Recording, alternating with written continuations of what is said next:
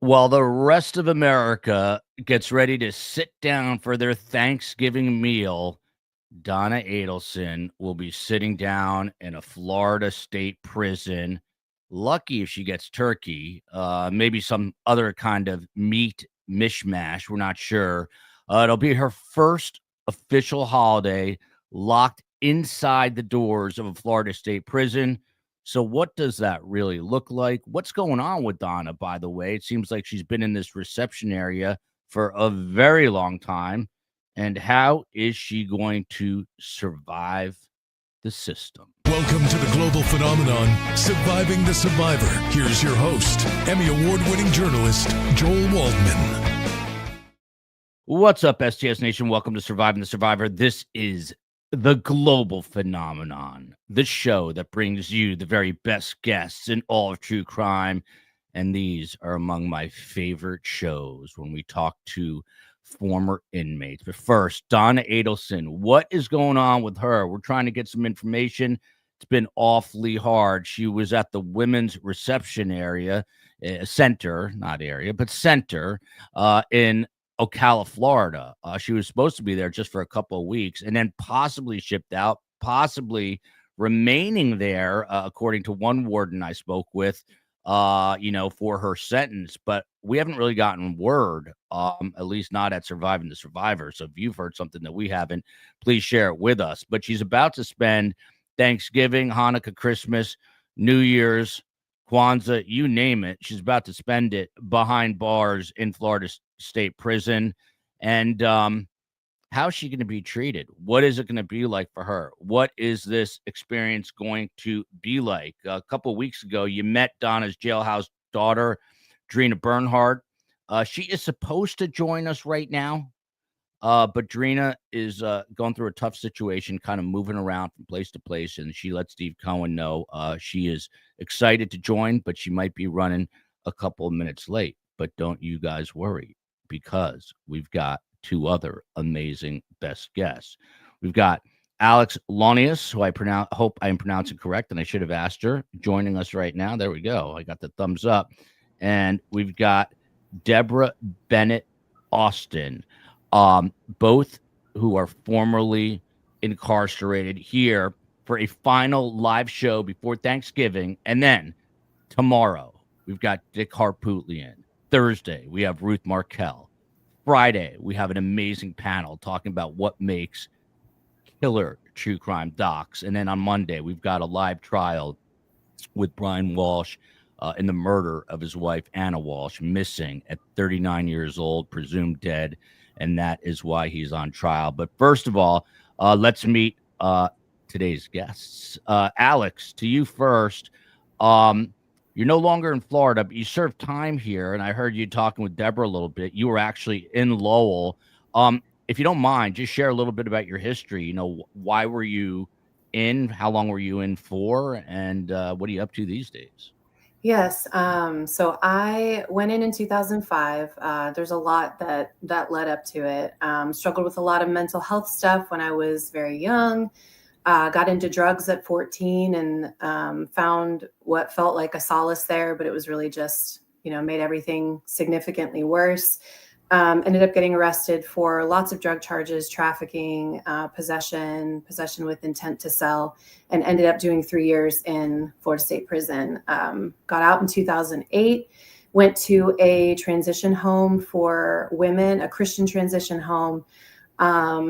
Really, really struggled while I was there, but thankfully stayed on the straight and narrow. Next month, I will have been married for 15 years. We have 4 kids. They are toddler through teenager. I'm a stay-at-home mom, homeschooler. We live out on some land, have a bunch of animals. I wrote a memoir a few years ago about my life, and then I have a YouTube, but I use that term very lightly because it's been just kind of sporadic. But I've talked about a lot of things about my story in detail on there. Well, I know everyone's going to want to know, number one, what's the name of the book and where can they get it? The name of the book is Breathe, Broken Soul, and it's on Amazon. Lex Lonius is what the name is. So if you put in Breathe, Broken Soul, Lex Lonius, it should come up. All right. And kudos to you. If I'm doing the math correct, you've basically been out for 17 years, which is a Yes. lot more than you've served. And now you've got a husband. You've got, I think you said 4 kids. Yeah. And kudos to you for turning it around because, we use the or I use the analogy of like trying to turn around a cruise ship. It is not Mhm. easy. And, it's funny. My mother's a co-host of the show. We were driving to the Miami Book Fair the other day where we were speaking, and I looked at her and I just said, "Is all of life just suffering and torture until you're dead?" And she looked at me and said, "Yeah, basically. Get used to it." So, and I wrote a memoir about my mother, who went through a lot Mm. of difficult things herself. But Deborah, to you, um, same question. You were in much longer in the state system. For what, when, and what are you up to now? I also got involved in drugs, pills, got addicted to pain pills. My story's a little weird. I've always taken steroids, asthmatic, got addicted to pain pills because I had a lot of fractures. Um, Called a man all over the place, all over South Florida. Went to prison for trafficking. Sentence was for 20, did 19. I was troublesome in prison, so I did longer than I really would have had to have done. I did more than the 85%. Been home since March 1st of 2018. I have been married for January will be 5 years to someone who was my best friend when we were incarcerated.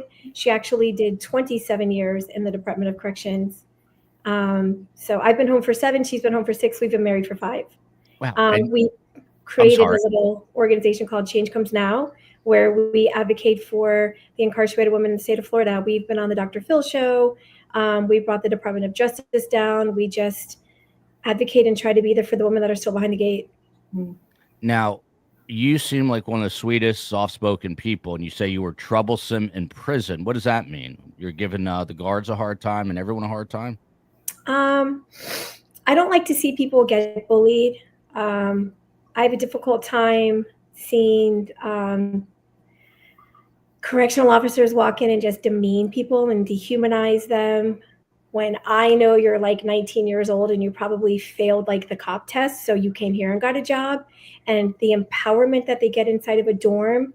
I can't really sit on my bunk and be quiet if a woman walks up to the officer station and asks for sanitation, like something for their period, sanitizing pads, and the officer who's 20 behind the bubble, probably never had a girlfriend, says, "No, we don't have any," and just slams the flat back. Like, we can't go to the store and buy any.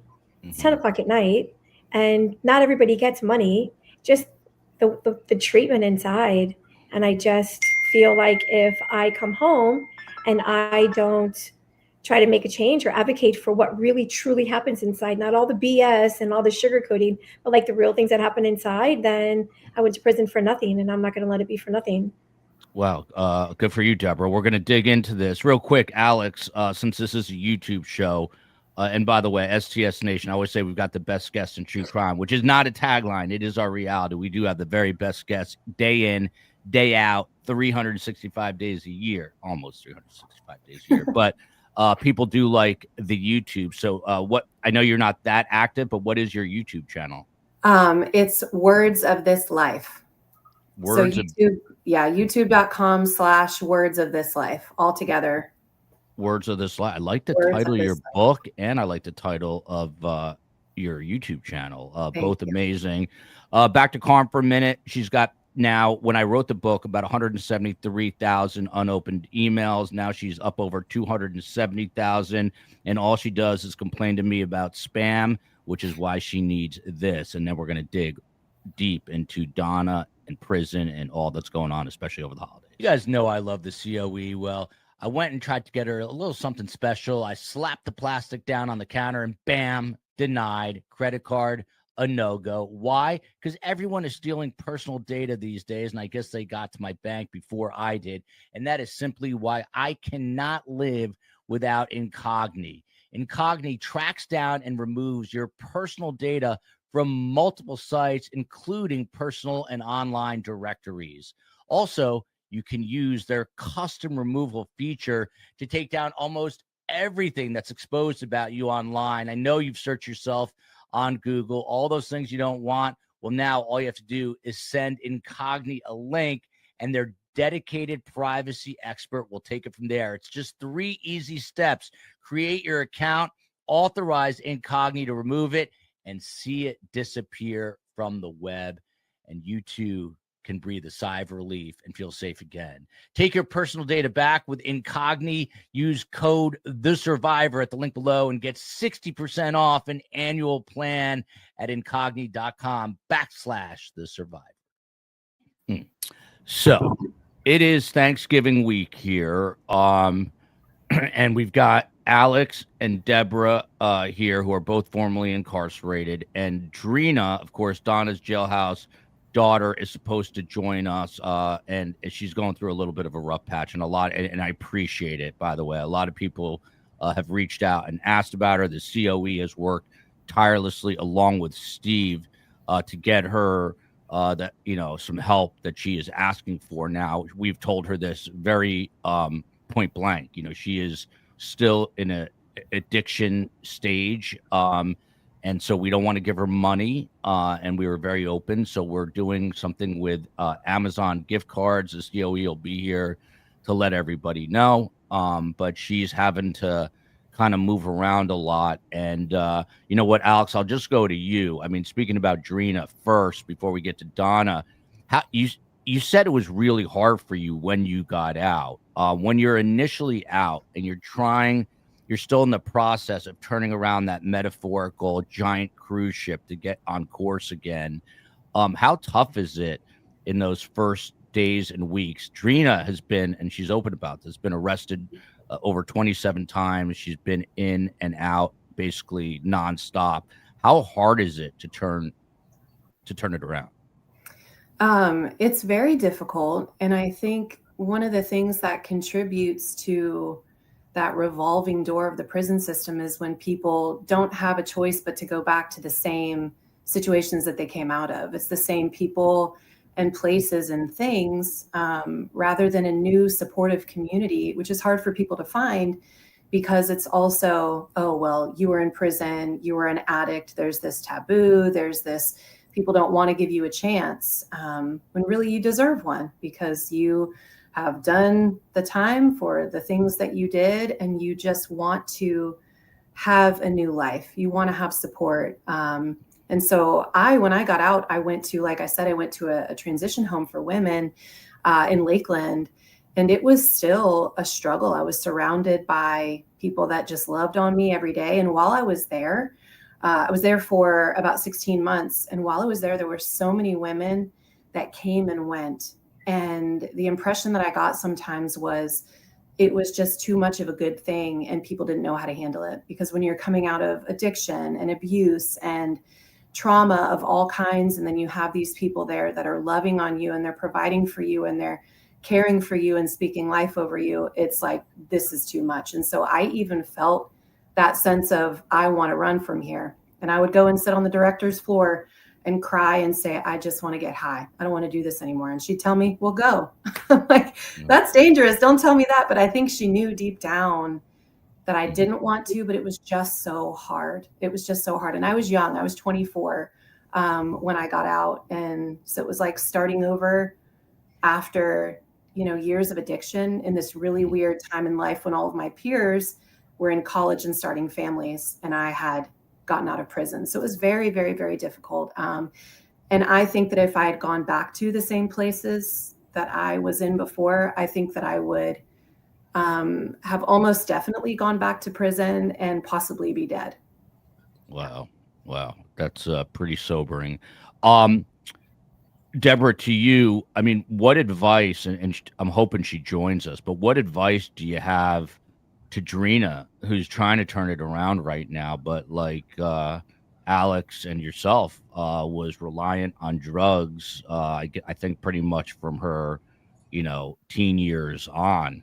What advice do you have for her? She has to want it bad enough. She has to want sobriety more than she wants anything. The mistakes that we've made, unfortunately, in this state, it's really not a second chance state. So we're going to pay the price for it forever. Every time she goes to get a job, every time she tries to get an apartment, She's going to be slapped in the face with that felony conviction, that DOC number. It supersedes really anything good that you did in your life before you made mistakes. But I mean, she can definitely do it. It's hard. It's definitely not easy.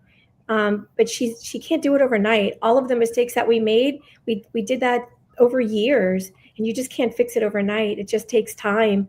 Find a positive support system. Find people that are 100% clean and sober, 100% not slipping on the weekends, completely sober, and stay around them. But she can do it. And like, we go to a reentry fair at Gadsden Correctional 4 times a year. And like how Alex was talking about the transition home that she went to, typically there are all of these transition houses from all across the state of Florida. And we were there last month or 3 weeks ago. There was not one. There's really nothing offered. Drina shouldn't be having to search for a place to go to. There should be places for her to go to. And there's just not, but she's got to keep her head up and believe in herself.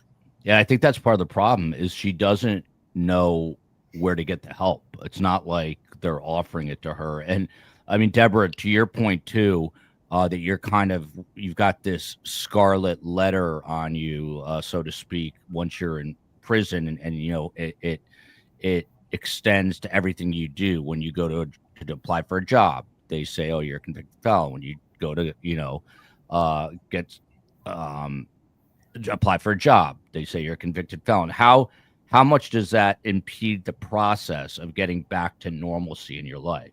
100%. 100%. The best advice I could give to Drina is the same advice I give to the women that are getting ready to be released. Don't come home and expect a six-figure a paycheck. Don't come home and expect a office job. Come home and go to a community that's going to embrace you, and they're not going to judge you. And unfortunately, that's hospitality, fast food, hotels, cleaning jobs, things like that. You can always get a job doing that. I was a general manager at Zaxby's for 5 years, came out of prison. When we make mistakes, like Drina's probably going through that, we burn bridges. It's not like you have family out there with their hands out trying to help us. We have burnt bridges, and it takes a long time to rebuild that bridge. And then once you've rebuilt it, it takes twice as long to get people to trust you again. And she's got to just know, and she only has to depend on herself. She doesn't have to make anybody else happy. She just has to keep herself clean and safe. Yeah, and safe is another operative word. She's been open about this. She's in a relationship that's not that healthy, and so she's also in the process of trying to extricate herself from her boyfriend. So that's a problem, and he doesn't When want. she does that, when she's away from him and she is ready to like make some good decisions, I can get her in a place in St. Lucie County, and I can get her sponsorship. Well, they will sponsor her for like the first 3 months. And it's a big, beautiful house. I've taken many other women there, some of my prison babies that did 10, 15 years in prison. So give her my cell phone number and have her call me, because there's not a lot of places, but there's never enough, but there are some here and there. And I love to hear that. And this is why I say we've got the best guests and a better community on Surviving the Survivor. But we will connect you. I'm hoping she gets here. I'm just going to go. We're going to get Thanksgiving in a second. I just want to get back to this and ask Alex a question.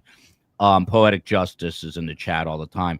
Donna, now she's not addicted to pills, at least not yet, or not that we know of. But she is, this is true, I think, addicted to lies and manipulation. And I think probably when you are a drug addict, and correct me if I'm wrong, you learn how to manipulate. But what is the system going to do to someone like Donna? And here's an example. When she was at the Leon County Jail with Drina, they talked, she and Drina, about how Drina was a drug addict. And one of the things that Donna offers her to try to get help from Drina, for Drina to testify on her behalf, was to offer her prescription pills, because her husband is a medical, a dentist. And they have connections. And so she was literally manipulating Drina to the point of offering pills to her. What happens to someone like Donna Adelson inside the prison system with that manipulation? Have you looked at her DOC picture? Not recently. I have, but not recently. Why? She has been humbled, and she is just like everybody else in the blue now. She is not standing out. She's not going to get all of that. Everybody's not going to be, oh, Donna. I mean, there are things that she can do because she has money, but the Department of Correction system has changed since Alex left and even since I left.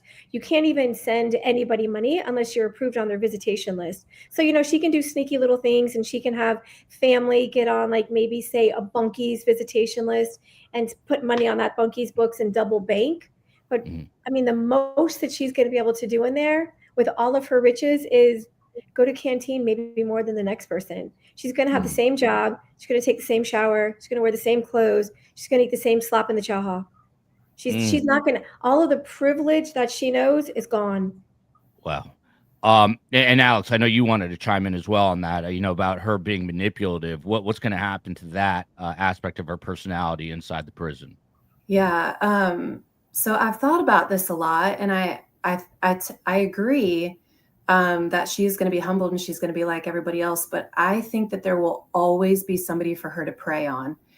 And I think that it's going to be the type of people that don't have any family or any friends or any commissary or anything like that. I think that, my perspective, I was so young when I went in, and I was very naive. And I've thought, I don't know if I could have seen through Donna's lies and manipulation at that age, coming out of, beginning as a teenager, just years of addiction through this really formative time in my life. I think if somebody had been promising me some of those things, I would have been much more likely at that time to fall for that. And most people wouldn't, and most people won't there. But I do believe that there will always be someone for her to prey on. And I think that most people will probably keep their distance and see through the lies. But when you have someone who's super vulnerable, that's what she looks for. And that's evident by how she was literally offering a drug addict drugs. She's looking for someone weak to prey on, maybe somebody who's not as street smart, who's a little more green, like I was. So I think she will be able to find somebody like that there, even if most people are like, we can smell your stuff from a mile away. Yeah, and that's about as low as you can go, is offering a drug addict pills. But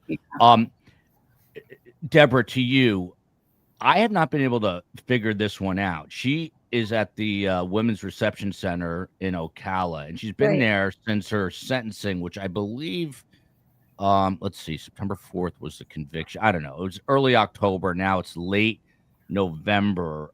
Walk us through that process. Like, I one warden I spoke to said, well, she might stay at the Women's Reception Center to serve out her sentence. Wouldn't we know that? What's going on right now with her? And were you, I assume you were at that reception center as well. Were you in Lowell also?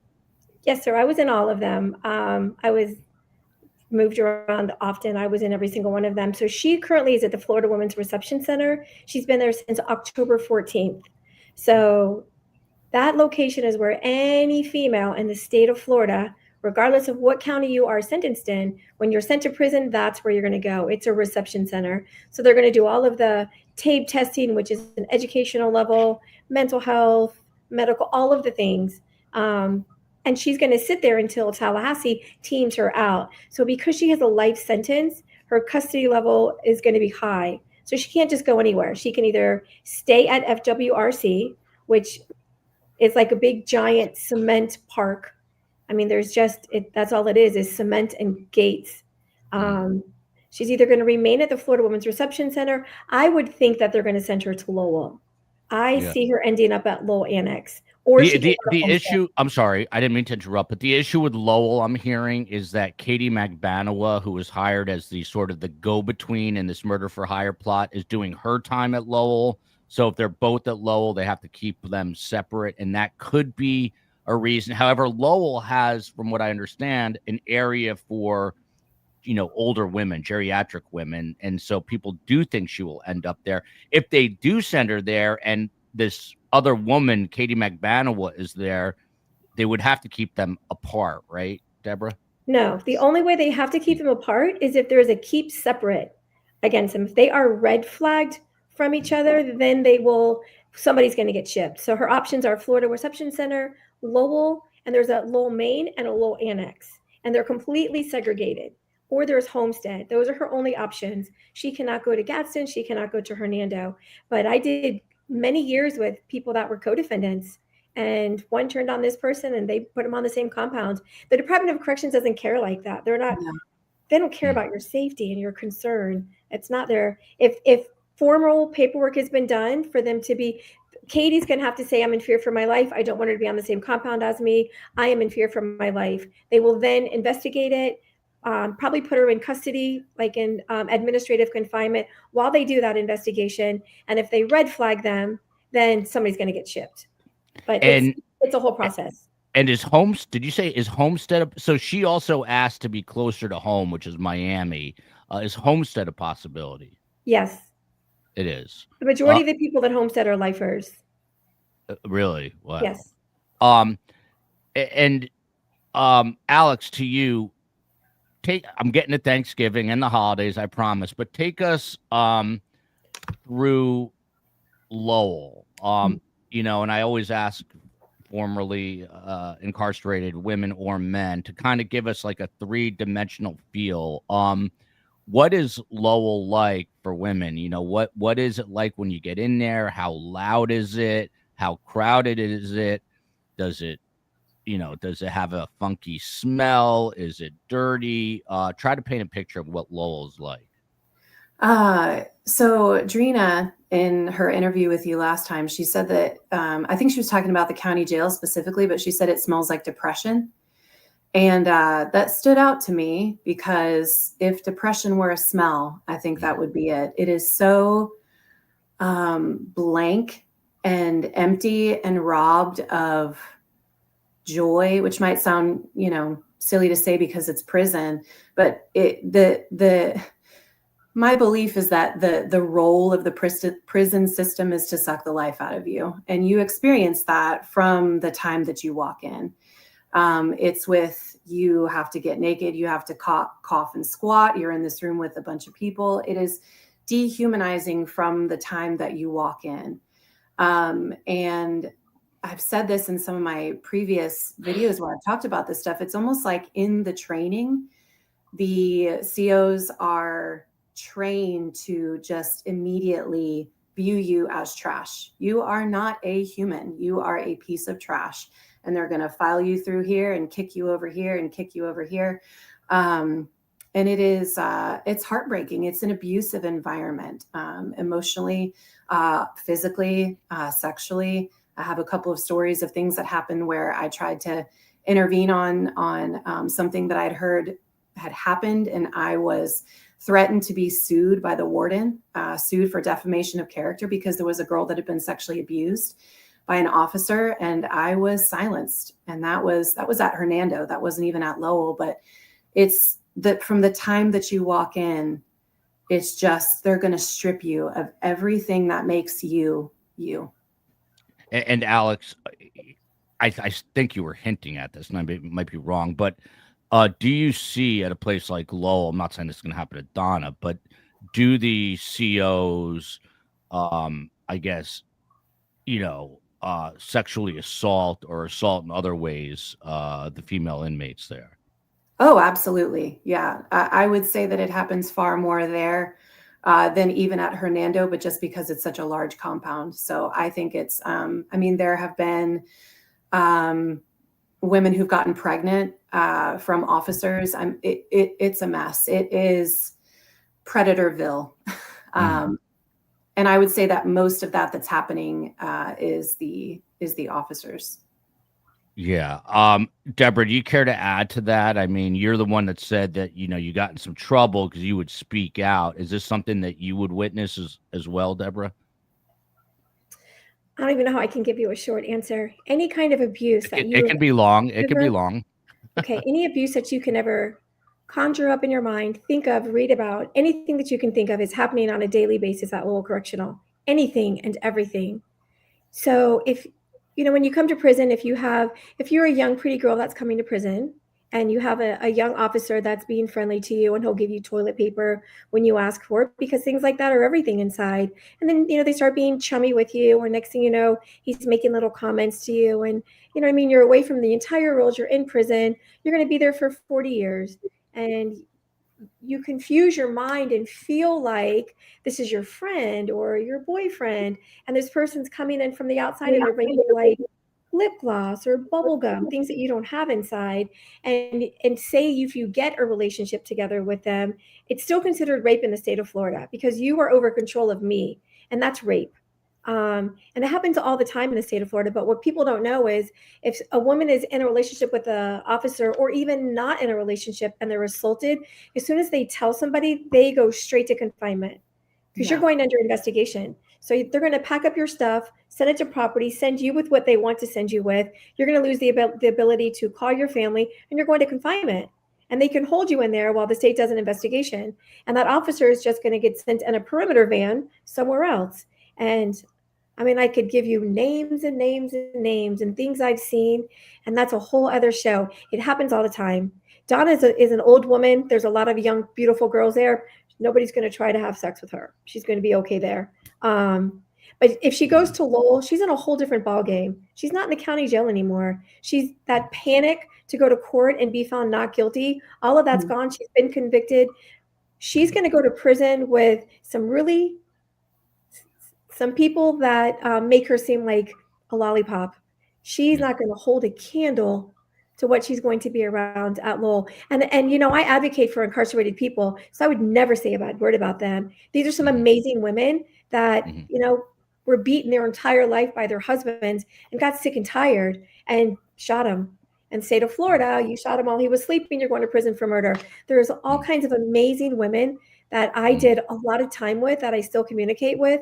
And they've been in prison for 30, 40, 50 years. And they're going to, whatever she has to say, it's not something that they've not heard before. And they're going to look at her as she's going to be how she tried to victimize people. She'll be victimized. She has a lot of money, and everybody's going to have a story for her. And I'll make sure nobody messes with you. I got you.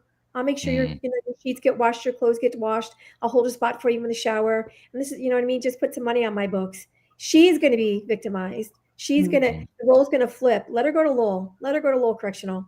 Whole different world. And you mentioned some, you know, there's certain things that you all mentioned that are, you kind of just say in passing, but it caught my attention, which is, you know, a young woman, a young corrections officer, he gives her toilet paper. How hard is it to get toilet paper inside a state prison? Like, that's a real commodity. Yes, they give you one roll a week. And if you're in the age where you have a menstrual cycle, I mean, one roll a week. And so it's not like toilet paper we have out here. It is one ply, horrible, horrible, horrible toilet paper. And so you don't just use toilet paper to go to the bathroom. You use it to wipe down the sink after you brush your teeth. You use it to clean out your bowl. If you make yourself a soup, it's used for everything. There are no dish rags. Your toilet paper is used for everything. And you have one roll a week. And if you go to Canteen because you're blessed to have money and you buy another roll and they come and do a locker search on you, you can only have one roll in your locker. So they're going to take the one that the state gave you. Wow. One more question for Deborah here, and then we'll switch over back to Alex. How does Homestead compare to Lowell? I think you said that Homestead, almost everyone is a lifer there. Night but how and else? day. Night and day. So Lowell has about 3,000 people. It's split up between 3 compounds: Lowell Annex, Lowell Main Unit, Lowell Work Camp. Her Homestead is about 800 people. And the administration is the deal breaker. You have different administration down there. The assistant warden was my classification officer way back when I was in prison. They are compassionate. You know, shit always happens. Right now, we've got a lady in confinement that they're saying there was a use of force on Friday night. So that's another issue we're dealing with. But there are different women down there that have been in prison, and people come into prison and do a year and a day, and they'll have the attitude like, this isn't my house. But it is your house. This is where you're sleeping. It is your house. You've got women that have been in Homestead and Lowell for decades, and you get up in the morning, you take a shower, we go to work, we come home, we take a shower, we sit down and watch TV. You make it your life, and you just accept what it is, and it's a calmer environment. It's completely. If I will never go back to prison, and they say don't say never, and I say never unless somebody hurts my mother or my grandchildren, and in that case, I'll smile in my mugshot. And I would want to go to Homestead. If I could choose a prison, everything is different down there.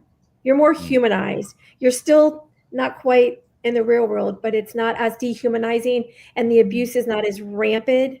as it is at Lowell. Lowell has a bunch of good old boys working there, and you could fire half of them and bring in half all new people, and they would still have that peer pressure to be like them.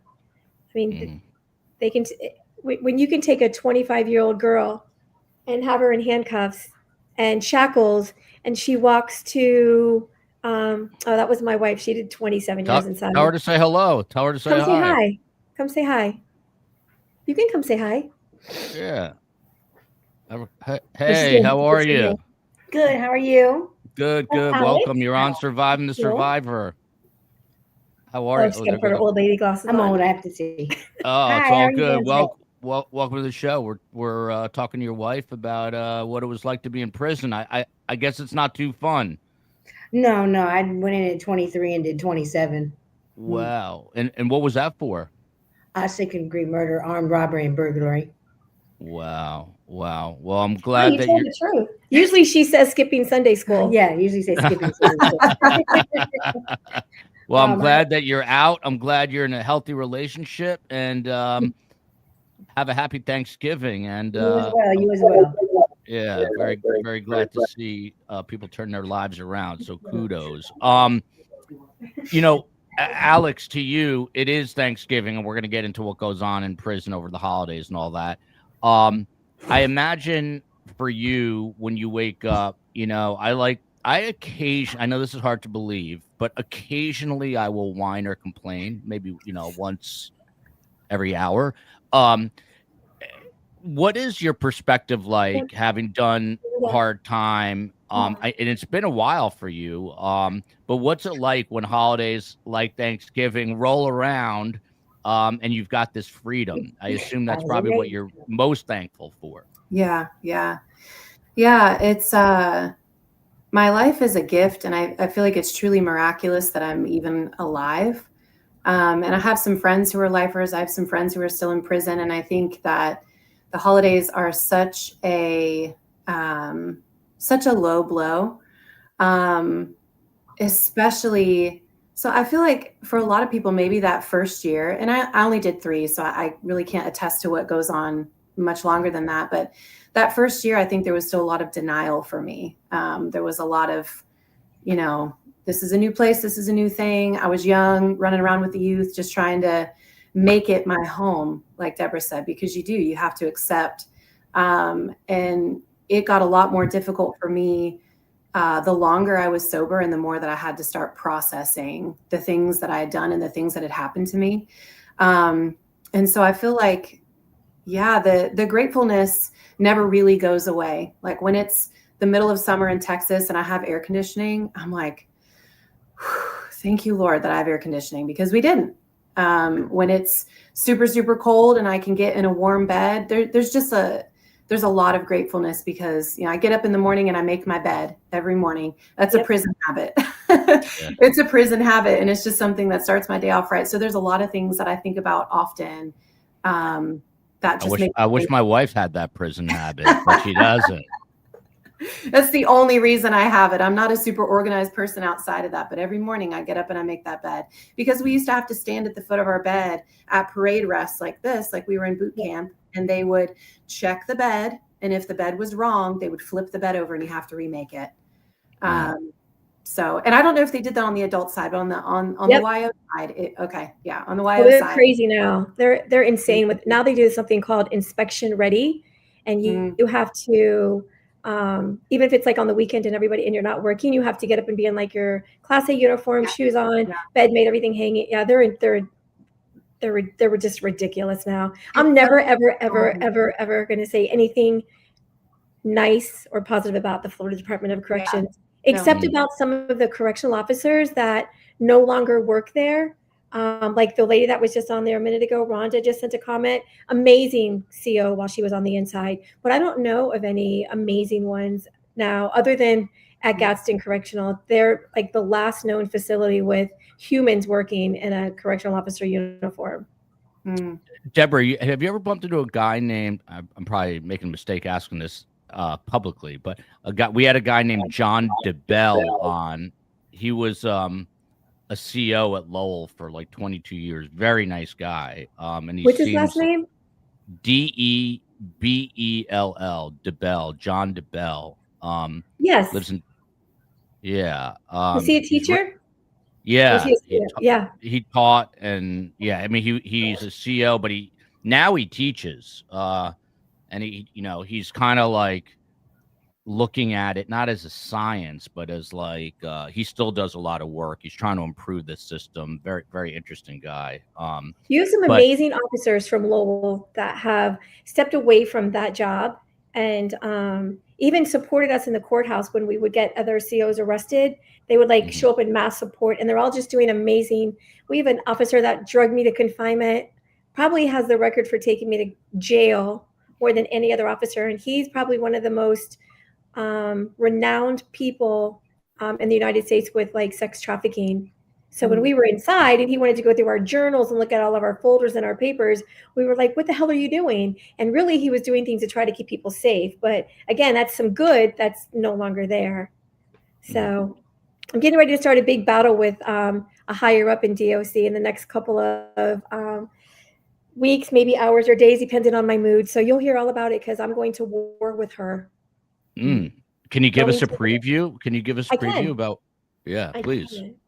By the way, I love Deborah. She's like so soft spoken and like polite. Like if I bumped into her in like the produce section of Publix, I'd be like, what a sweet woman. And here she is, like destroying corrections officers. Yeah. And has, passed as I would never suspect that. So very interesting. But go ahead, give us a preview of what this is all about. What are you laughing at? Now my wife is laughing when you said sweet. Yeah. Because she's got the long dread. She always tells everybody, I look like this. She's the pit bull in the mini skirt. Yeah. Shut up. Yeah. Okay, so I'm going to show you. And I haven't put this on any platforms yet because, we have some really big social media platforms. So it's kind of a mess because there's a lot of stuff. But do you see all this? Wow. Yeah, that's a pile of paper right there. This is all washcloths and soaps and candy canes and everything. And we have holiday donations for all 6,800 women in the state of Florida. Every single one of them.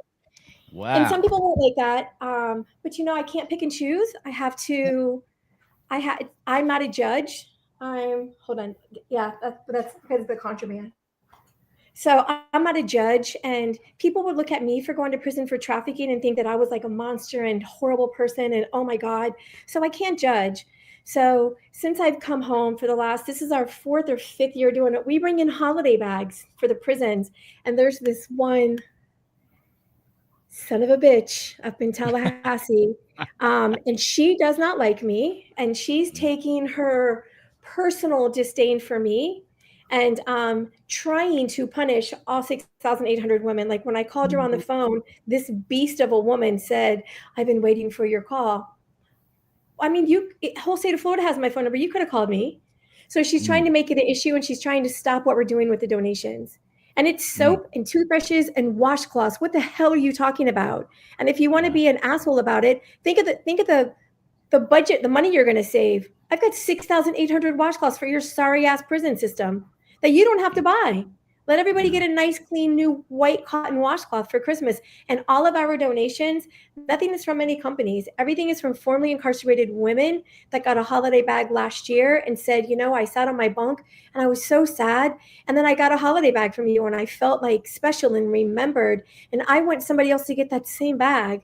And so we have that now for every single woman in the state of Florida, every single woman. And this beast in Tallahassee is trying to mess it all up. And I'm gonna make sure she loses her position. And it might take me 6 months or a year or two, but I'm going for her. Well, Yolanda listen, Lanier. I'm a That's former what's the name? Yolanda Lanier. Yolanda Lanier. Oddly enough, her title is she's over women's resources. So yeah, I'm going after her. Well, as a reporter, I like to ruffle feathers. So Me too. I smell a show coming up, and we'll get her name out there. Look, the CEO. Look at this comment. I am thankful it's Thanksgiving, so I don't have to get these comments for at least 3 more days. If you have the best guests, please let them speak. I thought I'm doing a very, very good job. When my mother's on, we cut each other off. When if I cut someone off, it was accidentally because I thought it was at the end of their sentence. Don't rile me up, or I will stick Deborah on you. Do not rile me up on the Tuesday. And I got to fly with my kids cross country today. So don't rile me up is all. Oh, good luck with that. Yeah. So let's get to Thanksgiving. Thank you. Kim says she appreciates Joel. I appreciate you. So Thanksgiving. Alex, what is it like? What is that day? And again, you did 3 years and it was a long time ago, but what is Thanksgiving Day like inside the prison system? It is literally just another day. Yeah, there's nothing different. Yeah, there was nothing different. Nothing. It was just a day that you don't get to be out with your family, with your friends. I feel like holidays, anytime that there's loss, I feel like holidays just kind of hit harder. And so prison, there's a lot of loss. You are taken away from everything that you know and love, whether those things are good for you or not good for you, you're still taken away from them. And so I think there's a lot of loss, but it's not like celebration, sit down at the table and talk about what you're grateful for. There's none of that. They're just, yeah. So to me, it was not any different. Deborah, do you agree with that? Is it just another day, or would you make it a point? And you were in much longer. I mean, you probably Just had. another day. I mean, the only do they serve turkey for? No, there is no real food in that chow. Nothing. The only thing that is real that would be recognizable out here is bread. That's it. It's called mystery meat. There is chicken on a bone that they would do. When I was in it, was like every Thursday. And it's like a chicken leg, and we would call it chicken on a bone because everything else is mystery meat. They even had, for a couple of years when I was there, this meat that would come in a big bag, and we had to put it in a pan. Because every time we got out of confinement, they would throw me in the kitchen to work in the kitchen. And I wouldn't get to be a law clerk anymore. I wouldn't get to be a teacher anymore. I would go straight to the chow hall to work in the kitchen. And we had to add water in the pan so that the mystery meat would expand. I mean, it's like a processed little white slice of sort of, I mean, it's not even really it's not going to look like turkey, but they're going to give her that. They're going to get some jacked up stuffing stuff. But keep in mind that the women in the chow hall are preparing food that they have. That's all they have to make it with it. And they go in at like 3:30 in the morning, and they put their whole heart into this Thanksgiving meal. They make a pie. It's just garbage ingredients. So they can't make magic out of that. I remember I would trade everything on my plate for cranberry sauce. I would give somebody my turkey to get their cranberry sauce. I would give away my pie to get their cranberry sauce. I would have a whole little thing of like one little scoop of cranberry sauce. It's shit food. That's why we all get so fat in prison. It's just starch. There's nothing. So that's some of my issues with prison. They treat everybody like we're going to be released in Neverary. There is no food to help keep you healthy. There is no anything to sustain you, not even moisturizer. So if you're a young girl and you go to prison and you're doing 5 years, when you come out, you're going to look you're 45 years old. There's no moisturizer. There's no name brand soap, which is why I'm so pissed off. I have Dove soap. I have Dove soap and Oil of Olay soap, 6,800 goddamn bars of soap. For the woman inside. You know what I did when I had soap inside? Somebody gave me a bar of Caress soap. And do you know I had it for about 7 years? Because I was afraid to use it. Because if I use it, I'm not getting that smells like home anymore. Because there is no pretty smelling inside. There's no color. So I would hang on to that bar of soap and just smell it and then close it back up. I didn't want the smell to escape. So we were trying to just push in that for the prison system. But it's just another day in there. They might get to have a recreation time a little bit longer. But that will be the only part of the day that's different. Some people will get visits that don't normally get visits, but that's a mind game too. Because if you know your mom's coming and your mom's coming, if they start calling names for visitation and they don't call you, and your mom said she was going to be there at 8 o'clock, then your mind has to go through a whole other game. Something happened. They changed, and it's such a mind. It's a mind beat up. Every second of the day, every day, all day, and there is no rehabilitation. Then they just shoo us right back out the door and expect us to be good and acclimate. I came home and didn't know where the hell the payphones were. Where'd they go? Nobody told me the payphones were gone. They're gone. So it's just another day. Christmas is another day. Mother's Day is another day. Wow. Yeah, my kids don't know what a payphone is. They think it's something that landed here from like on a meteor from outer space. But Alex, to you, someone said, "Hey, dummy, this isn't the first holiday that Donna is behind bars, but this is the first holiday, dummy, back at you that it's state prison." So, and I love all of you equally. But Alex, what is the main difference between state prison and jail in your estimation? And then Deborah, I'd love your take on that as well.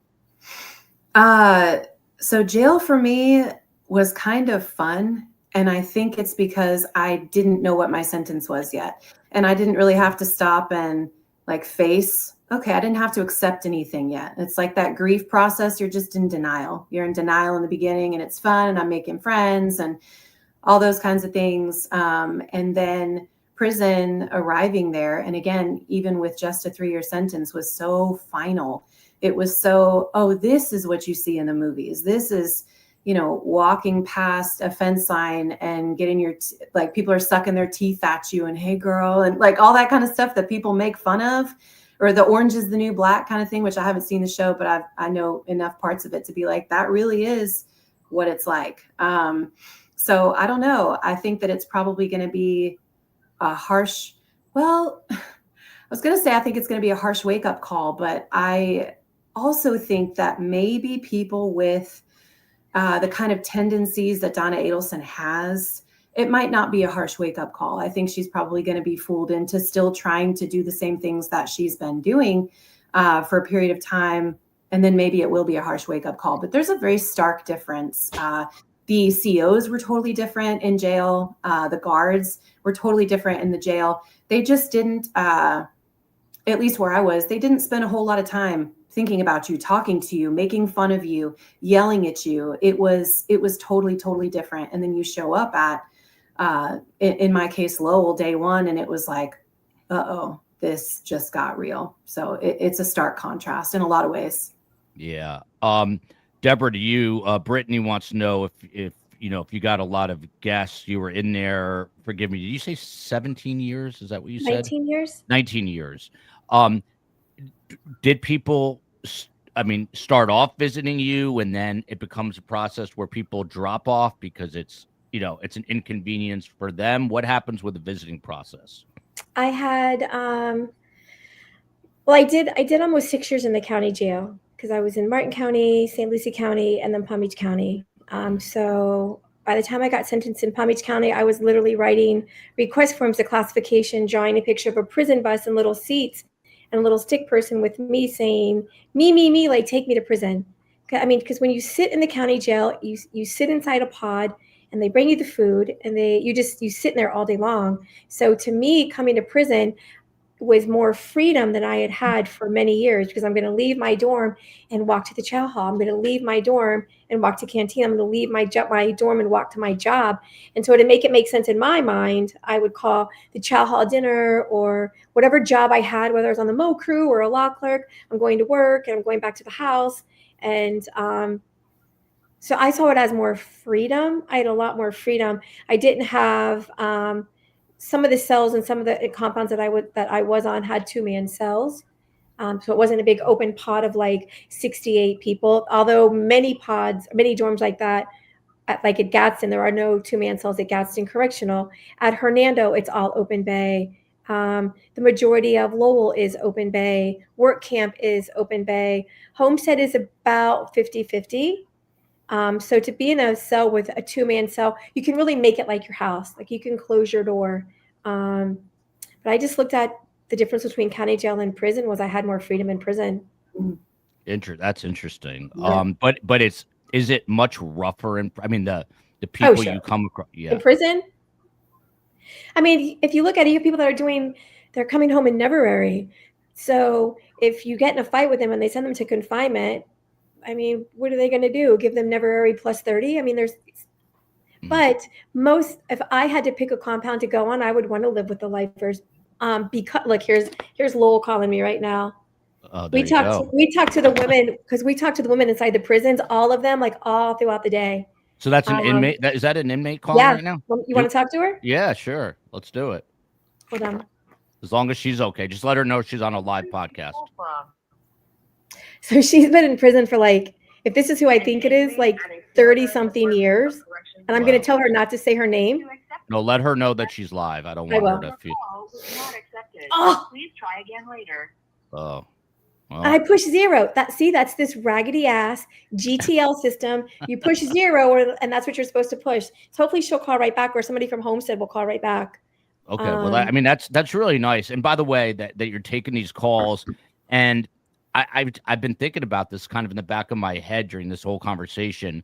When people first saw Adrena, and we've only had her on one time, everyone, no matter all the divisiveness out there and social media where everyone, and maybe our chat occasionally where people love to yell at me, in general, people are very good people. I firmly believe that, like good-hearted.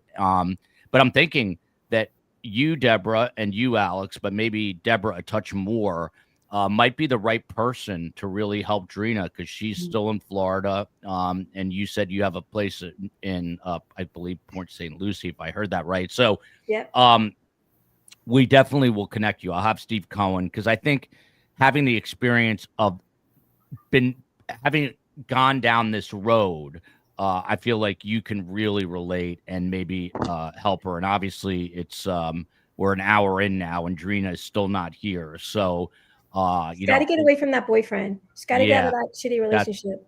That's a problem for sure. Now, I've never heard it referred to as neverary. I like that. Alex, you were only in for 3 years, and trust me, if I was only in for 3 years, I would have not made it and lost my mind. But what would you tell yourself, day to day, in terms of something optimistic, so you knew, like, in your mind that you were getting out? Like, how would you keep that perspective?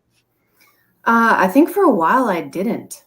I was so delusional. For my first 2 years there, I really had full intentions on getting out and going back to literally all the same things that I did. I would talk about where I was going to go, what drugs I was going to do, all of that kind of stuff. And so it was just this like, oh, I'm just hanging out here for a little while before I go back. It wasn't like a hopeful view. It was just, I'm going to get out and things are going to be exactly how they were. And so if anything kept me going, I had a lot of psych issues I had a lot of mental health before prison, before addiction, all that, but I had a lot of psychiatric issues. And I had a psych nurse ask me, what if I told you that you could never get high again? And I said, I would kill myself. I would. If you could tell me right now that I could never get high again, I would, because I couldn't handle it. And so really, if I held on to anything, it wasn't, I'm going to get out and have this beautiful life. I'm going to be able to get out and get high again. It was truly the addiction that had overtaken my mind. And then 2 years in, I became a Christian and all of that changed. And then the things that I held on to were completely, completely different. It was a radical overnight transformation. But before that, it was just like, I'm going to get out. I'm going to be able to get high again. I'm going to be able to use again. And I knew a lot of women who were there, maybe not necessarily because of drug charges like mine were, but they had a drug problem. And they thought the same. We glorified it. We talked about it. And it didn't help, because then you're just in this vacuum of, these are all people who have addiction issues, and they're all talking about how they're going to continue having addiction issues when they get out. So drugs is what I held on to for a long time. And then after that, it was hope and freedom and life, and life can be different, and I can have goals and I can have dreams. And it was a huge shift. Yeah, and now I'm being yelled at for not letting you speak enough. I wish Alex could speak as she's speaking. So now I'll ask Alex another question before I lose my mind on a Tuesday. And that is, and forgive me if it's too personal, but are you still a big believer? Is that what continues to get you through? Yes. Yeah, absolutely. Yeah. There's a lot of jailhouse religion that happens. And honestly, I was afraid that I was one of those people. I was afraid of that. I had all the people around me, because prior to coming to Jesus, I was practicing Buddhism. I was cutting myself. I was throwing up my food. I was in multiple relationships in the prison, had a thing going on with a female officer. There was all of this stuff. Everything that I struggled with on the streets, I brought in with me. And so these people saw this change, but at first it was like, oh, she's just doing the next thing. Crazy Lexi is what they call me. There's actually a chapter in my book called Crazy Lexi where I talk about this, because that's what they knew me as, was Crazy Lexi.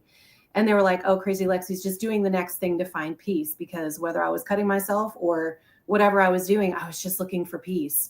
And so those people saw that transition more than anybody else, because I was in prison when it happened, right? And then eventually it was like, okay, I can do this. But I was terrified when I got out, because I knew that there were so many people, even while I was there in the short 3 years that I was there were women that, found God, they're going to get out, they're going to do whatever. And then they come back while I'm still there. And so it was terrifying. It was humbling, just to recognize that nobody is, what's the word I'm looking for?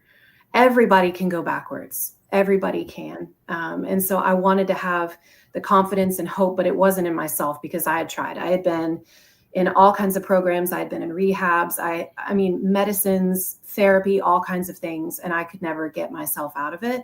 And so I just had to trust that I am not the one that got myself out of it anyway. And the one who did was going to sustain me. And like I told you, I struggled in the transition home that I was in, because the call of the world and the comfort and the familiarity of drugs and of not having to care about things so much, and not having accountability and responsibility. And keep in mind, I was young still, right? So I wanted to be out living my life, not following another set of rules at this other place after I had just been doing that somewhere else for 3 years. But it really kept me in check, I think, having a place to go. And yes, that is absolutely what still sustains me today. And we've had all kinds of heartache. We've gone through all kinds of things. We've lived overseas as missionaries. We've had marriage problems. We've had a child that had a chronic pain, disease, illness. We've been through a lot of things. And absolutely, that's still what sustains me today. Wow. Even more impressive that you're able to turn it around. Another quick question for you, and then I promise I'm getting back to Deborah. But Alex, in the chat, this is a story. Dan Markel is the person who was murdered. Donna Adelson convicted now of being the mastermind of this crime.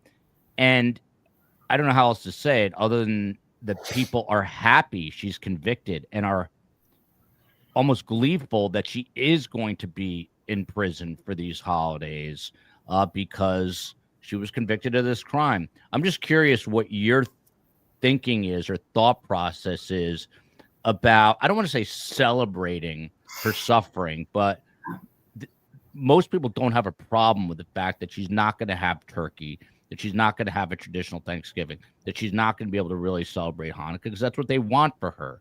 Yeah. I don't know. Is that justice? What do you think of that?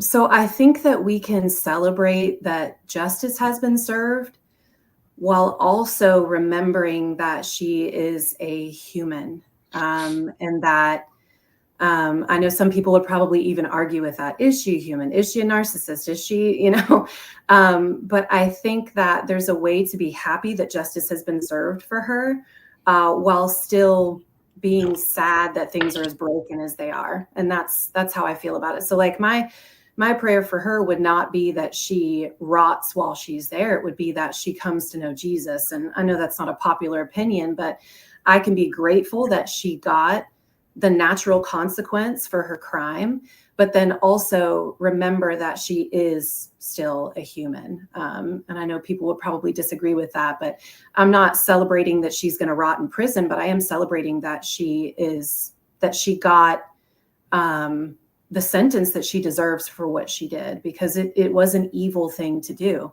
And she did it and does not seem to have any repentance. But the most beautiful thing about what I believe as a Christian is that when you repent, you're forgiven. And even if people never forgive you, God does. And I know that's kind of hard for people to think about for someone who's killed someone.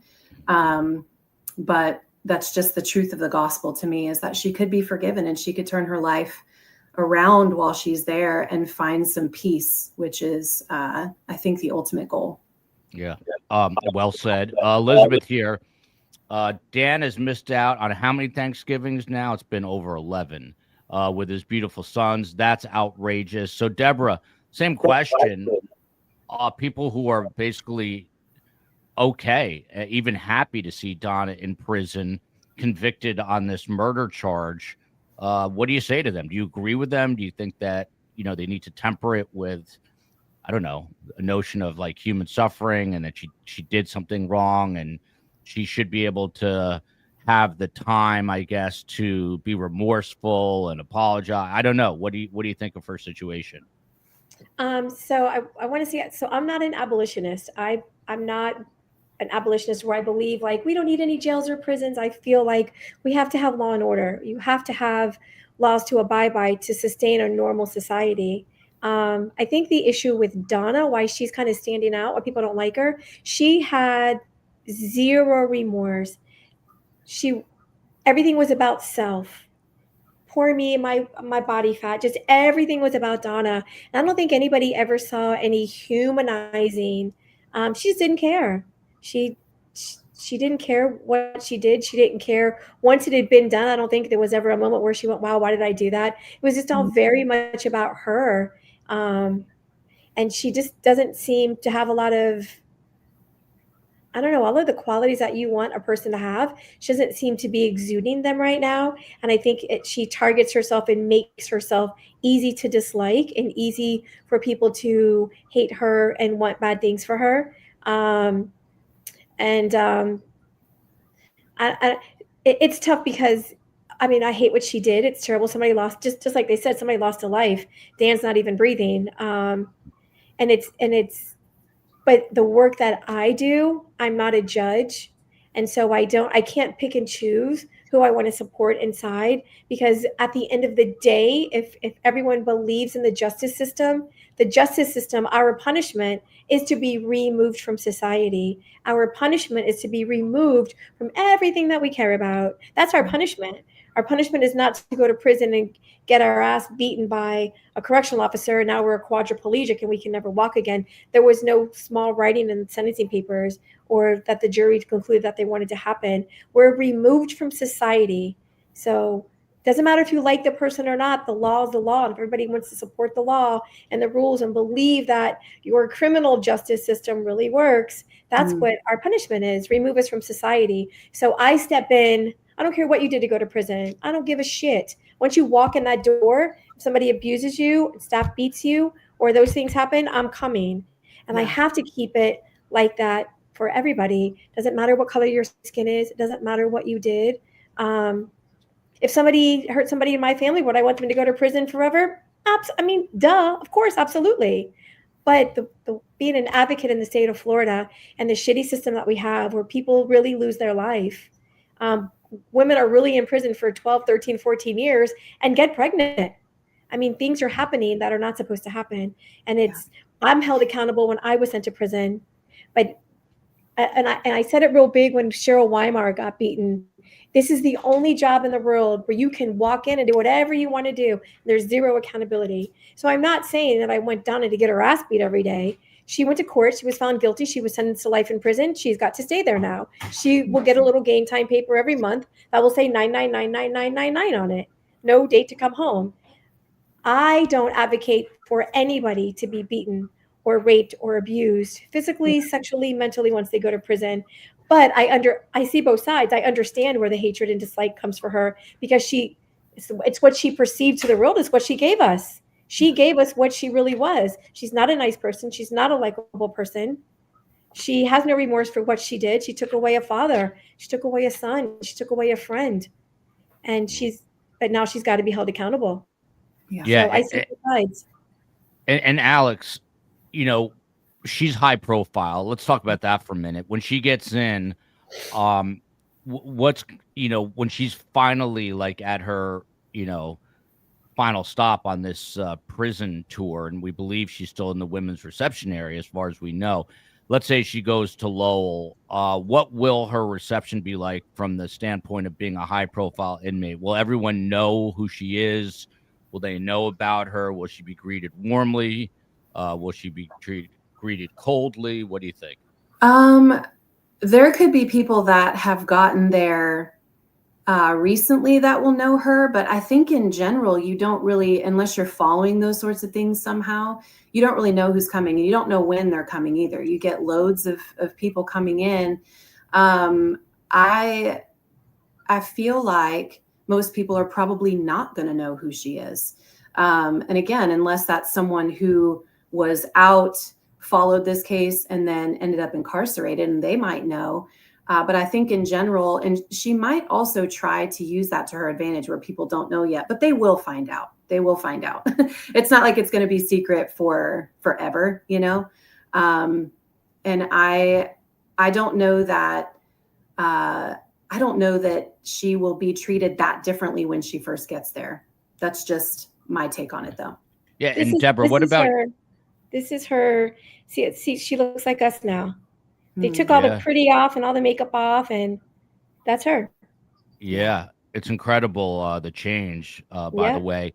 But do you agree with Alex? I was always under the impression that, you know, incarcerated people know who the high-profile inmates are, and they're kind of salivating, waiting for her to arrive. Is that false? Like Alex said, that a lot of people won't even know who she is? A lot of people won't really know who she is. I mean, there's a lot of people in prison that had high-profile cases on the news. Now, we were all waiting for Casey Anthony to come to prison. Yeah. I can tell you that we were all waiting. What was that like? Oh, we wanted her to come. We wanted her to come to prison. We wanted her to come to our prison. And was there going to be prison justice exacted? What was going to happen? I don't know. She never even came, but I mean, she would have walked through hell every single day. Yeah. Because yes, the majority of us in prison are moms. And yes, we made shitty decisions out here. We made bad decisions, and we weren't thinking of our children when we made these decisions. We weren't. But we're taking accountability, and we're doing our sentence, and we're trying to step into tomorrow. And so what do we miss the most when we're in prison? Our family and our children. And you got this chick out there, you know what I mean, living life and getting tattoos, and had a little girl, and she took her life. So if anybody, those are the people that we wait for in prison. Cases like that, Donna's going to blend. Yeah. You just remind me of something interesting. So I had this guy, John DeBell, who I asked you about earlier, and I could connect you two. I think you'd get along, and I think you could help each other. But he talked about, like, he's done research on this stuff, and he says that the thing male prisoners miss the most is their freedom, but female prisoners miss family. Do you agree with that, Deborah? Yeah. So who keeps the families together? Women. When a son goes to prison, or a father or grandfather, there's that woman standing behind them. And so they don't really have that separation of like family, because you have that mother, daughter, girlfriend, baby mama, whatever, still standing by their side. But when we go to prison, I mean, that's, somebody asked earlier if I had a lot of visitation. My last 5 years, I had one visit. And it was with my mom and my son. And I hadn't seen my son in years. And I mean, I'm a stranger. Nobody really stepped up in my family to keep a strong, active relationship bond with my kids. So I was a stranger. In fact, when I got picked up from prison, my best friend from high school was really my only visitor throughout my entire incarceration. And she took me to my mom's house, and it was my mom and my son. And I stayed for about a half an hour. And when we were leaving, I just started crying, and I told her, take me back to Lowell, because I just felt like I was a stranger. Can I ask you how many kids do you have, and how old are they? I have two. My daughter is 30. Well, hold on. So she was born in 90. So my daughter's 35 and my son is 30. But they were little babies. They were little kids when I went to prison. Wow. Like and 5 and 9. Do you have a relationship with them now, or is it tough? So I have a good relationship with my daughter, helping her raise her two boys. Doesn't mean in the heat of the moment, she doesn't throw my incarceration in my face. Even though I've been home for 7.5 years, even though I bought my own house all by myself with my wife. Nobody helped us. And even though like we've done these great things, like we're a powerful movement in the state of Florida. DeSantis hates me. So I look at that as I'm doing great work because he hates me. DOC hates me. They could pick me out of a crowd. So I know what I'm doing is right because I'm spreading awareness. My son, you know, I might get a text message every once in a while. I'm not allowed to call, but he was 5 when I got arrested. So, you know, Wow. it sucks, but it's my fault. I made mistakes. They would have completely different lives if I would have stayed on the right track and made better decisions. They would be different people. I've changed their lives because of my mistakes. So I have to respect their feelings and accept it, even though it sucks. And believe it or not, with just a few minutes left, I see Jarena in the backstage area trying to come in. Bring her in. Yeah, I don't see her. Oh, there she is. She's coming. Let's see here. Jarena, are you there? Jarena, can you hear us? Oh, I'm going to have COE. See if you can help. Smile, though. Look at that smile. Yeah. That's a reason to fight and help. Look at her smile. Yeah. Jarena, can you hear? Okay, I'm going to put. We can't hear you. I'm going to have the COE try to help you out. Hopefully the COE, but there you go. You just saw Jarena. And Alex, to you, I assume you had kids after you were out. Is it something that you have talked to your children about, or you just don't want them to know that part of your history? Oh yeah, no, I'm very open about it. My 14-year-old, my oldest, has read my book. She's very, very aware, and I honestly would have had children, but when I was in my addiction, I had 3 abortions, and so I would have been in the same boat as that. And I had lots of friends that they would have their babies come and visit them, weekly or biweekly, and their children are watching them. They're watching their children grow up while they're incarcerated. And that's very difficult. But yeah, my kids now, they are aware at each of their ages developmentally, they're aware of more and more. And I'll talk with them about more and more things, but especially my girls, because there was so much that happened to me as a teenage girl. And I just want them to have information and be aware, and hopefully have totally different lives than I did. I'm going to try Jarena one more time. And that's very cool that you share that past, and they know about it. I see Jarena here, but I don't see. Hey, Jarena, can you hear us? I can hear you. Yeah, we can hear you now. Yes. Yay! Hi, guys. Yeah. Hi, Jarena. Hi. Hi. Jarena, meet Deborah, formerly incarcerated. Alex, Hi, formerly Deborah. incarcerated. Hi, Alex. Hi, Jarena. Yeah, Jarena, how are you holding up? How are you doing? Oh, man, it's been a rough day, a rough week, actually, but I'm doing good now that I'm with you guys. I'm doing good now. I made it. I'm glad to hear that. Unfortunately, we only have a little bit left, but Deborah, do you know Jarena? I don't know. I left. Anisha, come here. I see you went to prison twice. When were you at Lowell? I was both times. Do you know this little one? Do you know this little baby? Do you remember a little white girl with dreads they called Tattoo? I don't. But I was scared both times I was there, so. No, that's okay. When you were there, what, 17? When were you there? 17 and 21. I left in 18. I left in 19. Were you on the annex or main unit? The main unit. Main unit. I got sent to work release. I was on the main unit, went to work release, got kicked out of work release, got sent back to annex. I don't know why you're laughing. But I want you to get my phone number. I want you to get my phone number. So we can chat. Yeah, I'm gonna do that. I'm gonna connect Deborah with Jarena.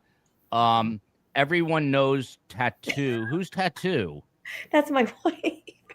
Oh, that's your wife? Yeah, that's what they called her in prison. Even the officers. That's a formal correctional officer that just said that. Oh, really? Oh, wow. One of the human ones, like a real one. Everybody called I feel like Tattoo and I feel like I would be friends with Tattoo if I was in a women's prison, but I don't know. I probably won't end up there. But Deborah, Take my hat off. Deborah, tell Drina what you were telling us, and how you think you might be able to help her. Want some real shit? Get out of that relationship. Get out of it. Get away from that relationship. Let's get you down to St. Lucie County. I can get you in a place, get you sponsorship. They'll cover you for like the first 3 months. You're going to be held accountable. They're going to drug test you, all of the things. But there's it's like a nice it's like an 8-bedroom house. Every single bedroom has like 2 full-size beds, full-size refrigerator, walk-in closet, your own bathroom in every single room. And I mean, there's different colors of skin, different ages. Everybody's got a different story, but you are free to go and do a job or walk outside or go to the store. You're not restricted like any type of incarceration, but you are held accountable. Well, that's important, being held accountable. I am very grateful for the offer. I am, but I really need to stay in Tallahassee because I need my relationship with my kids is my biggest is what is kind of a setback for me, and what's understandable. I've got to attain that, and I need to stay here with my mom too. But I'm very grateful for the offer. My priorities are, it's got to be my children, because if I don't get that, I'm always going to continue to fall back. Yeah. So, listen, but get my phone number from them and save it. Yeah. Okay. I am always here, and I answer the phone in the middle of the night. Alex, thank you so much. Alex wants to hop in, and Alex, jump right in. Yeah, I just wanted to say, so my name, Alexandra, means defender of mankind. And so when you shared that defender of humanity, I was like, that's crazy, because my protector of mankind. Yes, right. That's so cool. Wow. I would love, Joel, if you can give her my phone number too. Real quick, I did 3 years in prison. I was 21 when I went in, so I was very young, but I was an addict from 14 to 21. And when you were sharing and talking about the cycle, the shame and the pain that leads to more drugs, and then more shame and more pain, it was my life. And I would love to be an encouragement for you. You could text me. I'll pray for you. I just want to be there for you and help support you however I can. I'm in Texas, but I would love for you to have my number. Thank you so much. You know, I'm very emotional, so just don't judge if I cry. I do that all the time, but it means a lot to me. Crying releases cortisol. It's actually a really good thing. Yeah. So, Deborah, I will put you and Alex through. Steve Cohen will connect you. But the more I think about it, is Drina, I think that people who've been in your shoes, who've walked in your shoes, are going to be able to help you certainly more than Steve Cohen and myself, who probably need a whole lot of help ourselves.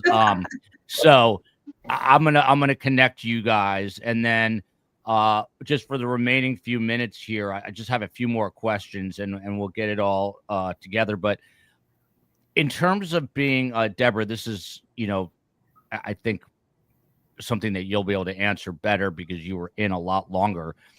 And you obviously, we all age. So you aged while you were in there. Now Donna's coming in to state prison at 75 years old. She turned 76.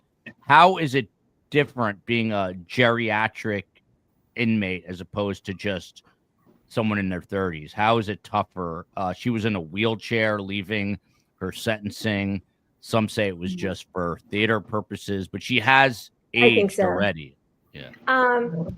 So the dorm that you were talking about, where people are saying she'll probably go to Lowell because there's a geriatric. So there's not a geriatric dorm at Lowell. There's a dorm. I believe it's in November dorm. That's where it was when I was last involved with that. It's on the annex because the annex is flat. So when she leaves her dorm to go to chow, because they're not going to bring shit to her in her dorm. She's going to have to get up and go get everything. Yeah. But it's flat. The main unit is insane hills. So she would have to go to medical, and they would have to say she's got this problem and that problem. And then everybody's trying to get in that dorm if you're older. She's going to be in a regular dorm, but you don't just call and go to the doctor. You have to put a sick call slip in to see the doctor. When they first bring her to prison, if they didn't give her a bottom bunk pass, she's going to be climbing her little old self up on a top bunk. And they're not going to care, because when master roster count comes, you have to be on your bunk. There is no, I can't climb up there. You have to be on your bunk. And if not, you're going to go to confinement for disobeying a direct order. So it's completely different. Age is not even a number in there. Some of us are old, some of us are young, but getting any kind of adequate, her best bet is going to be to take her little money and go to canteen and buy a little generic thing of vitamins at the canteen store. And that's going to be the best that she gets. Not lose the glasses that she has on her face, because she'll never get glasses that really are going to be of a good quality or that are a proper prescription for her again. Alex, let me ask you a different sort of question. It's a very big question. I don't expect a small answer, I guess. But we are in the true crime genre, and it's just one crazy story after another. I mean, just in the last couple of days, you've got a stepbrother accused of murdering his stepsister on a Carnival cruise line. 16-year-old kills allegedly an 18-year-old. We've got a singer in Los Angeles named David who's being looked at for the murder of a girl he was dating when she was just 13 and was likely killed when she was 14, possibly dismembering the body. We've got a mother in California. These are just the latest stories, who took her daughter, who's 9, out to the Utah-Colorado border and came back without her daughter. What, in your opinion, it feels like the world is more violent? It probably isn't. It's probably always been.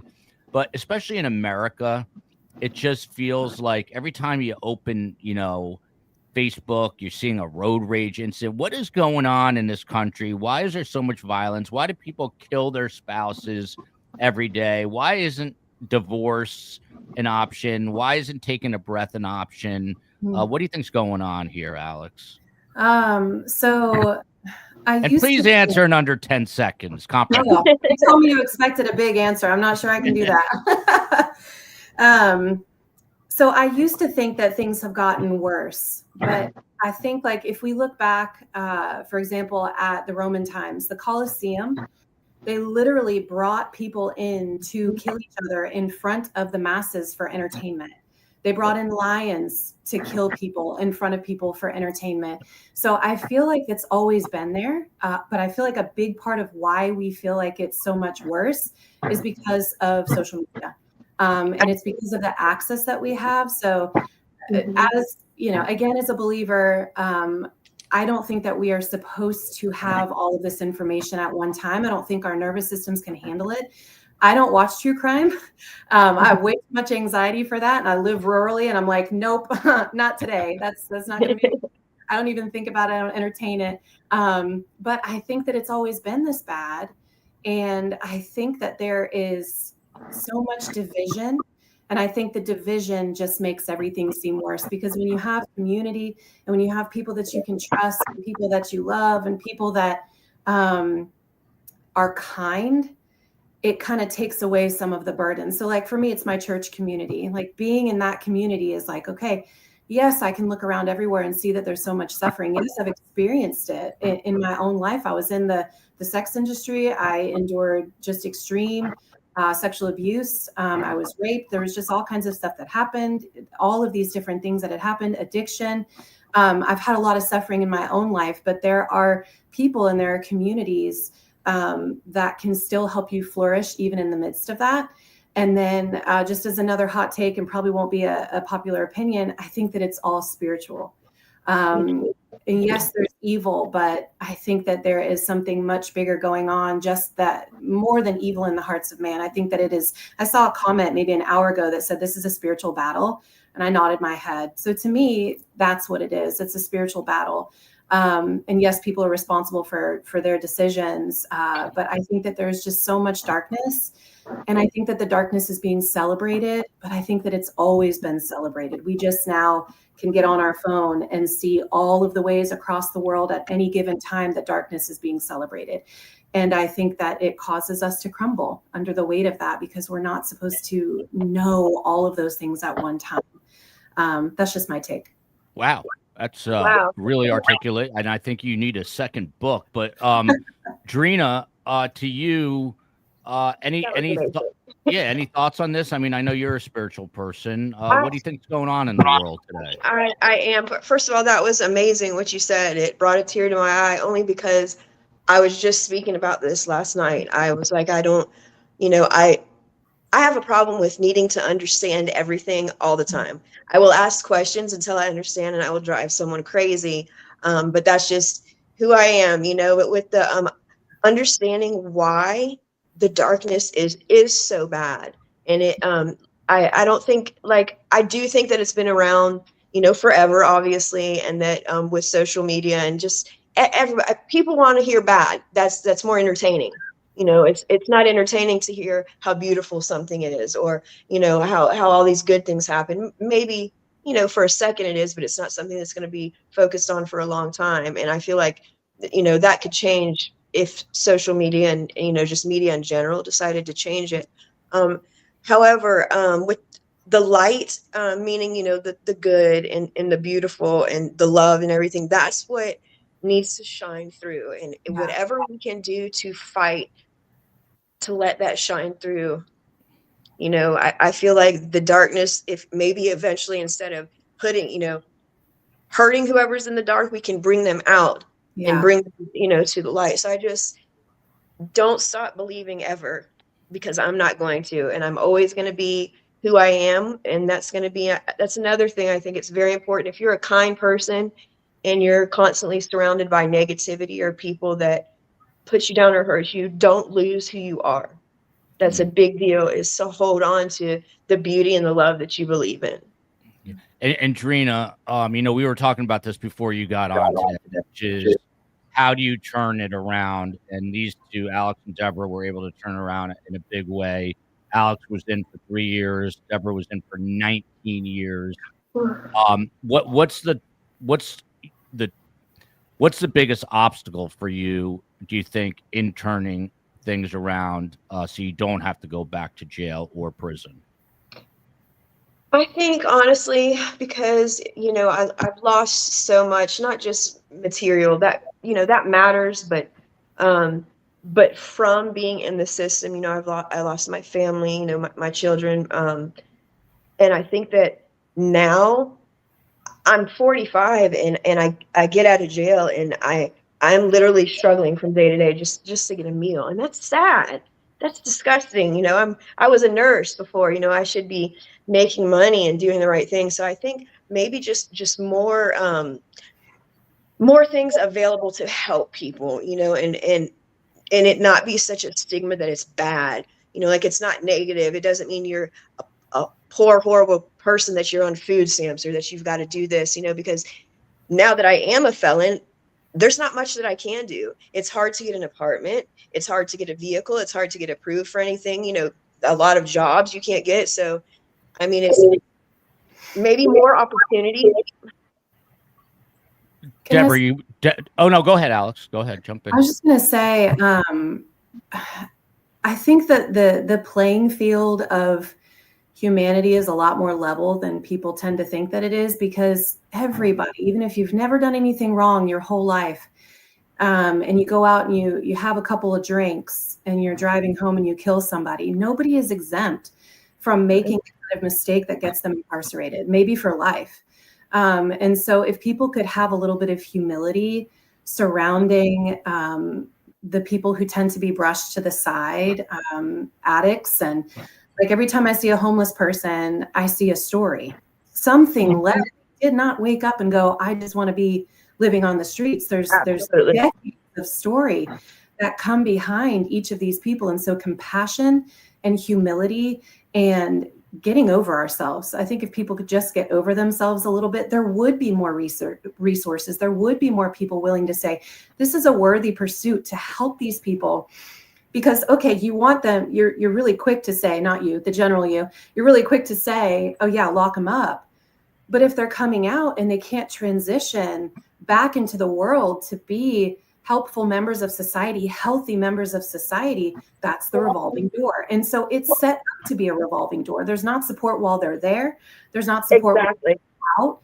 And it just kind of leaves people hanging. And then they wonder why that person has so many letters in front of their number. Why have they been incarcerated so many times? Why have they been arrested so many times? And it's because there's not the community resources that there needs to be. And that, I believe, stems from this view of looking down on people who've made a mistake as less than somehow, when everybody's making them, they're just not getting caught. And nobody is exempt from, again, making a decision that would alter the path of their lives forever. So compassion. It says here, people need to hit rock bottom sometimes. I hope that is not always. You can get out before that. But Deborah, I asked you your advice for Drina before Drina was on, but now that she's here, what's your advice to her face to face? And then we'll get some final thoughts. I have to catch a flight. So normally I would keep talking, but I've got a higher authority I have to answer to, which is my wife and my kids. So, but Deborah, your advice directly to Drina. I know that's tough because I know right now that your kids are your priority, but I can tell you that you can be better for your kids tomorrow if you get yourself better today. So even if you went to a place that would be safe and sober for you, I think it would be something that your children would admire in you. Because your safety and your sobriety right now, that's number one. Of course, kids always matter to us, but you're their mommy and they're going to want their mommy to be okay. So you are allowed to take a minute out of your life to go and work on you. Because if you don't go work on you and get yourself where you need to be, you're not going to be there for them tomorrow. So you have to take a step aside from the things that you want and do the things that you need, so that the things that you want, they just happen. And if when you're ready, pick the phone and call me, because I promise you, I answer 24/7. I'm calling today, so be ready. I was calling in prescriptions. I was taking 60 pills a day. Every day I called him in. So I've been there. I listen, I don't judge anybody, and we're the same. So call me. I will today, please. Yeah. So Steve, hope you're listening, Steve, and I think you are. But if you can, please via email or text, just share everyone's numbers and please add me to that so I can thank them. Again, I would sit here for another hour if I could or more, but I've got to run. I'll tell you, I am super thankful this Thanksgiving, honestly, for first of all, for meeting Tattoo. Secondly, Alex, I want your number 2, Alex. Yes. Yeah, I'm gonna share all of your guys' info with each other via text when we're offline. But I'm honestly thankful, obviously, to my children, my wife, my mother, who co-hosts this show sometimes. She's 86 years old and going strong, visiting her great grandchildren. But I'm truly I'm really happy for this community. It felt like, I don't know how many of you know this. Most of you do. I was kind of a career journalist. I was working for corporate media. I was at Fox News Channel as a national correspondent, and I had 3 little kids, and there was a lot of stuff going on at Fox News behind the scenes, and I just did not want to be there. And I basically took a huge risk, and I never thought I could build this into something. And I don't want to stereotype, but as a guy and a provider, and I'm in my, hitting 50, and just to completely change course career-wise and do something independent, I never thought I was going to be able to push this boulder up this hill. But I've sort of done it, and we built this amazing community, almost 200,000 subscribers, and all these viewers. And without you guys, we would be absolutely nothing. So I truly am thankful for that. I really am thankful for that, and can't underscore it enough. You better like and you better subscribe. So can I add one thing? Yeah, absolutely, Deborah. If anybody's interested on Facebook, it's under the groups. It's called Change Comes Now. You can come on there and see all the stuff that we do for. It's really just for incarcerated women, because I can't really talk about incarcerated men because I was never one. But social media, Change Comes Now on Facebook, and Change Comes Now on TikTok. Even though I haven't really done much on it, but come check us out. Yeah. And I mean, Deborah, I was going to give you the shot, and now that you took it, what are you, real quick? What are you thankful for this Thanksgiving, and any other final thought? Freedom. And I get to raise my grandbabies for the kids that I didn't get to raise. So I get to make it up in my mind. You're supposed to say tattoo too. You're supposed to say tattoo. She knows. I tell her that every morning. Do you know that, babe? I'm so thankful for you, tattoo. Anisha. And keep us posted on the takedown of the CO. Will help you obviously. Oh no, she's not a CO. She's the big brass in Tallahassee. Oh, okay. Well, we'll help you spread the word there. I'm down. Alex, tell us the name of your book again, and the name of your YouTube channel, and your final thoughts on what you're thankful for. Okay. The book is Breathe, Broken Soul. I have a copy of it. So shameless plug. There you go. No, it's awesome. All right. I'm in front of a window, but Breathe, Broken Soul. My YouTube channel is Words of This Life. So youtube.com/Words of This Life. And I am grateful to be alive. And I'm grateful listening to these ladies' stories today, because many of us living that lifestyle don't live to tell about it. And we did. And I'm grateful that there's always hope, and that there's nobody too far gone. And for me, that's nobody too far gone that Jesus can't reach. So I'm just grateful for that. That's amazing. Everyone knows I never plug my book, but I will right now. There's a QR code. It's my mother is a child Holocaust survivor. It's like 20% her Holocaust story and 80% her yelling at me about life. It's a good holiday gift. So get out there and buy it. You trying to compete with me? Yeah, a little bit. I just talked about my book, and now you're like, I got to talk about my book too. I just ordered it, Alex, on Amazon. Thank you. It's a little. Let me know what you think. Yeah, it's a wild ride. Yeah, your book sounds incredible. Drina, you get the final word here today. You got in late, but as they say, better late than never. We'll get this panel back together. We're going to do it once Drina takes her, some significant steps to turn her life around, which I know is coming. So after that, we'll get this same panel back together. But Drina, what are you thankful for this Thanksgiving, and your final thoughts? Okay, so obviously I'm grateful and thankful for my mother and my children, and being alive. I have to tell you that, and I might tear up, so bear with me, but the beauty of the fact that God, or the universe, whatever, has placed you in this community in my life. This didn't happen by chance. This was designed to happen, and this was meant to be. And this is saving me. So I'm extremely grateful for this, because this is what's motivating me to stay strong and to do right. So thank you.